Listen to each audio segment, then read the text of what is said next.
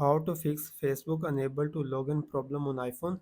First go back, open settings. Here check your internet connection. Make sure that your internet is working properly. Now scroll down, tap on general, tap on software update and update your iPhone software. Now go back, scroll down. Here tap on VPN and device management. Now disconnect the VPN if it is connected. Now go back, scroll up. Here tap on iPhone storage.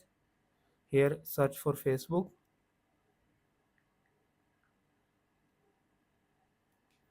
Now tap on offload app and offload the Facebook app. After this go back, open App Store. Here search for Facebook.